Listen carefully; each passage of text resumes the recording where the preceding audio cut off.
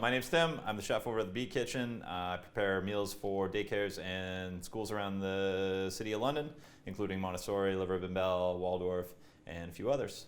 Okay, so the dish I prepared, I was requested to do something where I use up waste or limit the waste that I create in the dish. So I'm going to do carrot pancakes.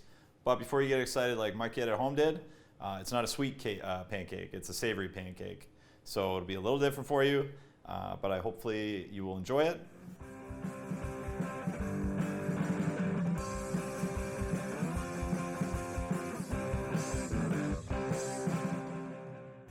Okay, so chickpea flour is used in a lot of cooking in a lot of different countries, and it's like kind of a survivor food.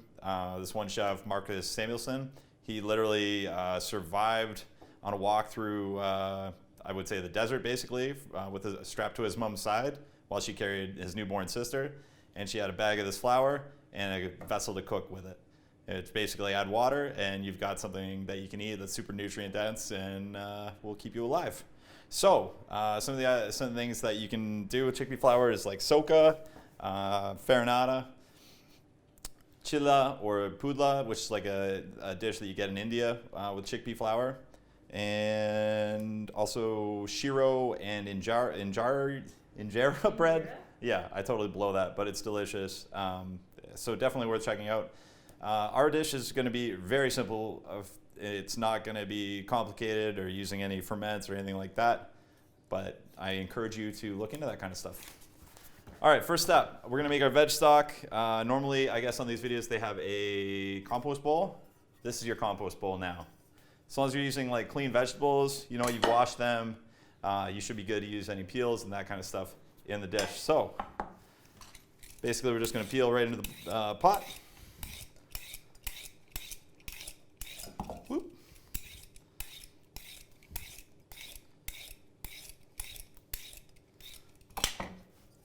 Get all those pieces in there. I'm also going to cut the end off the carrot, both ends. Throw that in the pot. We're going to set that aside and do something with that shortly. Got the green onion, or the scallions as well, the green onions. I'm going to prep them fully right now just to get it out of the way. Take the ends off that. As long as they're not super dirty in the where the roots take root. As long as they're not super dirty in the roots, then go right in the pot. If not, I would probably just say put those in the compost bin as well. For the kids at home that aren't comfortable using a knife, use your scissors. I don't know if I'm supposed to use scissors, but use scissors otherwise. I'm going to use a knife, and I encourage you to learn how to use a knife and confidently hold it. As long as you respect that the blade can cut your hand, you probably won't cut your hand as much. It's any time that I'm distracted or thinking about something else other than what I'm doing with the knife is when it goes through my skin. So basically, I just want these pieces here, the white just into the first part of the green. And I'm just going to slide those aside. Oh, you know what? Yeah, you got a bowl. So we're just going to throw that in there. Set that aside. Let me just clean up my mess. And then with these, the longer ends of the green onions that are left over, just some big chunks like that. You guessed it, right into the pot. Boom. All right, some garlic cloves. So we're going to use one for the actual dish. So you're going to take the end off. Again, that's probably not a good one for the young kids at home. I'm not used to doing this kind of stuff, so it's kind of funny to me. The ends too, and the skin as well, going in the pot. As long as it's not dirty, it's going in the pot. I'm going to take the ends off the other ones too. Smash that down so the skin comes off easier. You can also just peel it with your fingernails or whatnot, or get your parents to use that. Don't use a garlic press. Be a better chef than that. So that's going in there. I will quickly mince up one of the garlic things. I think you guys have like a little chopper. Just watch your fingers. If you're using a knife, just chop up some nice small pieces like that and then run it over. Doesn't have to be perfect, but you just want to make it as small as possible. Into your bowl. These ones, literally, they got smashed, going in the pot. From there, you can add your water into the pot. Then we're going to put that on the heat and start boiling that while we work on the rest of the dish. So I got the water in the pot, and we're going to put that on the heat. I like to use the essence of the things that I'm cooking to cook the things I'm cooking. So, I'm doing a carrot dish. I got the carrot stock happening. I got the onions in the dish. I got the onions in the pot as well. So you're like building those flavors and making something a little more, I guess, elevated. I don't know. Veg stock going on the heat.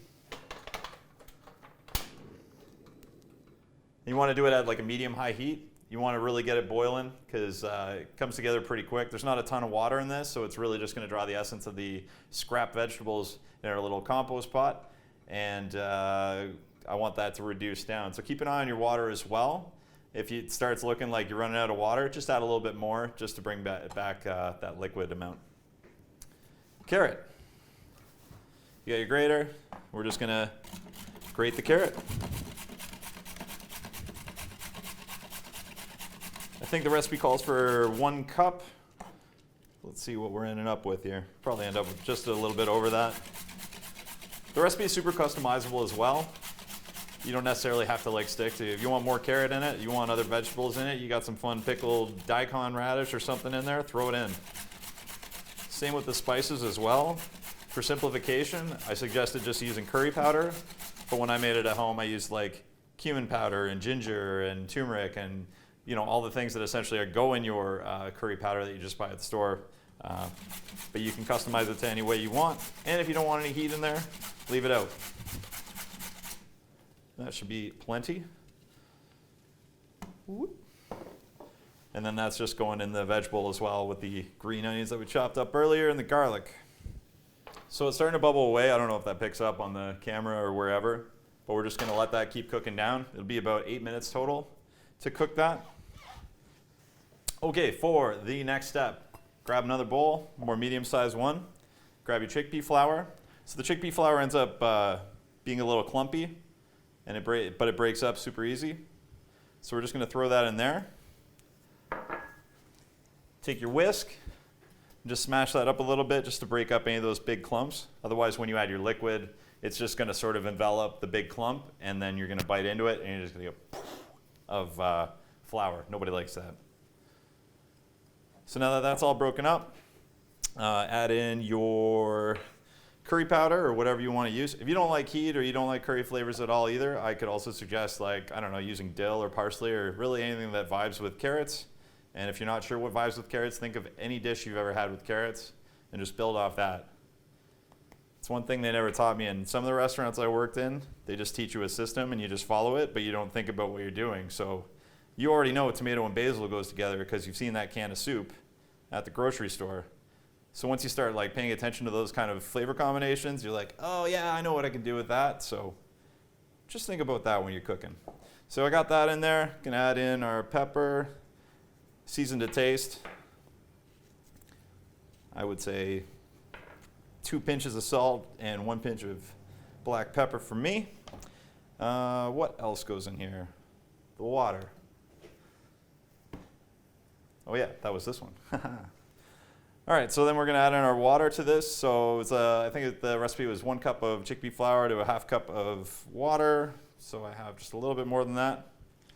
Add it in slowly. It's easier to add more water than it is to take away, especially if you only have the chickpea flour that they've given you. So this here, I haven't added at all, and it's much too thick, way too clumpy. We want it to be a thinner batter than that. Add a little bit more. Yeah, that's coming together better. It's also going to firm up more as it sits. Make sure you're still checking on your veg stock as that boils away.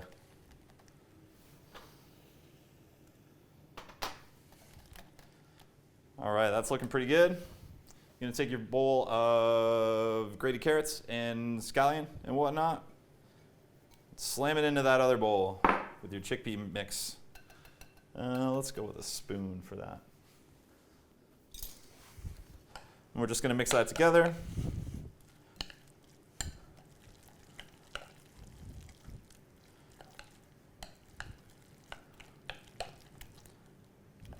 Now that I've added that in there, I think I'm going to need a little bit more water.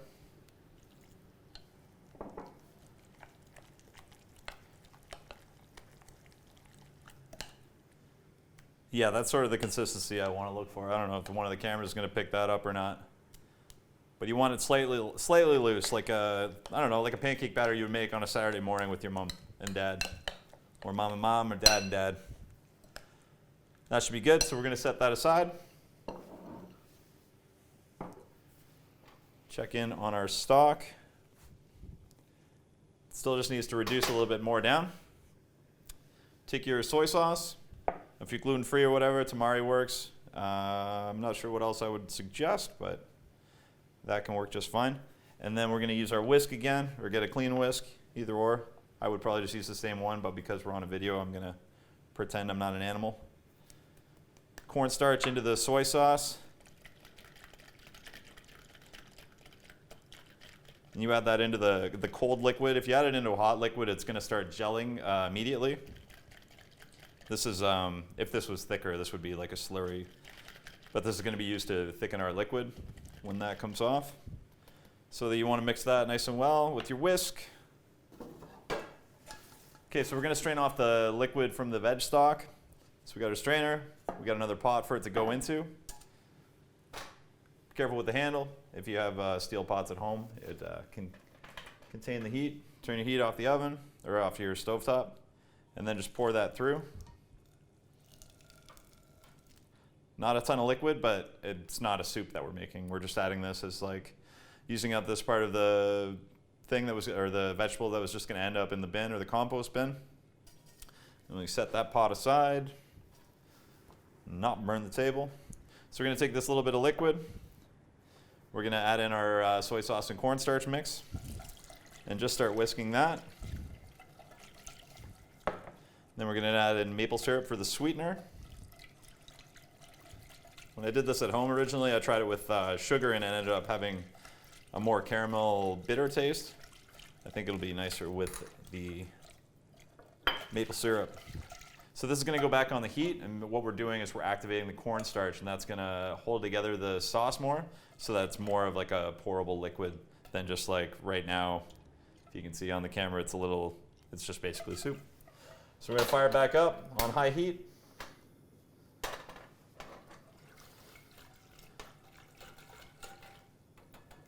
Have our whisk on standby just to whisk it up as it goes. All right, so as you can see, it's starting to boil a bit. You just want to whisk it, keep it moving. This sauce as well is not going to be like your typical pancakes and syrup over top, that thick syrup. It's going to be a little more loose than that, but the soy is pretty salty. You may also want to scale back the soy if you have an issue with salt. Even doing it by half, you'll still get all the flavor in it. It's got a good boil on it now. Then we'll just let that reduce for like another minute or two. And then we'll set that aside and let it cool, and it'll be a little stickier when it's cooled down a bit. I'm just going to take it off the heat now and just let it sit on the residual heat and just finish its cook. So I'm just going to set the syrupy soy sauce on I would put it on a trivet or a cloth at home so you don't burn your counter, or you would have a full stove top, so you should just be able to push it to the back burner. All right, so we're going to put the heat back on. You want to be cooking at like a medium-ish, I'd say like 6 out of 10 for heat, which is hard to gauge on a little burner like this, but we'll see what it does. And then consistency check for your pancake batter. I think that's probably where you want it to be. It can be a little bit looser if you want to do it like a crepe style, but I think this will be fine for our purposes. Any thicker than that, I would add just like a tablespoon of water at a time until you're getting a nice plop of pancake batter. All right, so once the pan's heated up, you're going to take your oil, put that in your pan. You might need a little bit more oil for your batches of pancakes. Just spread that around. All right, our oil's heated up. So we're going to take a spoonful of the batter and put that in there.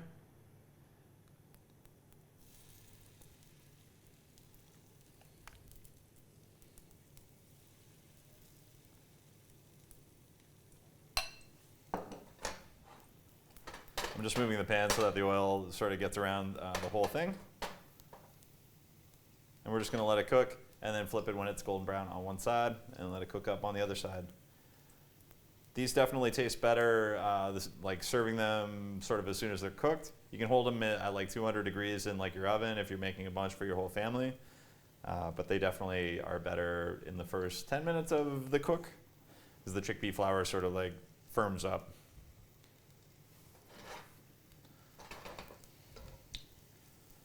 I can see around the edges of the pancakes that they're getting a cook on them. So I'm just gonna go ahead and flip that guy. And what about you? Oh yeah. You probably wouldn't need to season these at this point. The soy sauce has enough salt in it. They probably only take about a couple minutes per side. Let's just have a look at the other side. So it's nice and cooked as well. And then I'm just gonna kind of push it with my spatula. Just gonna push it with my spatula to see what the texture is like, if it's still raw batter in the center. This one's still a little soft in the center, so I'm gonna let that cook a little further.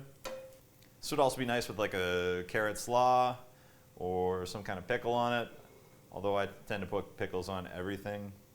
So that's looking pretty good. I'm gonna take it off the heat.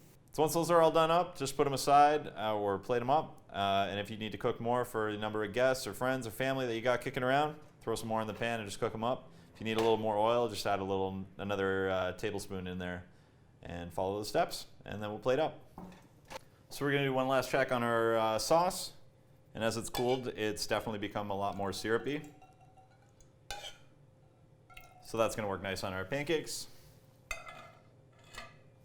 Try not to drop your spoon in there. Make a nice little pile of your pancakes. And then we're just gonna drizzle the syrup sauce all around them. So that's the carrot pancakes. We used up the whole carrot, the whole green onion, the whole garlic. I like to cook food in its whole form. I like to use up all the ends and all the skins and all the things because I don't like wasting things. I already paid for the carrot. I want to get maximum value out of that. It's not necessarily about the environment for me. It's just me being cheap. So the only thing that we're wasting out of this, all that cooked stock is going in the compost bin. The worms are going to eat it. It's no waste. Think about that when you're cooking food and preparing dishes, and we can stay on this planet a little bit longer. So again, I'm Tim from the Beet Kitchen. Thanks for cooking along with me. Hope you enjoyed the food.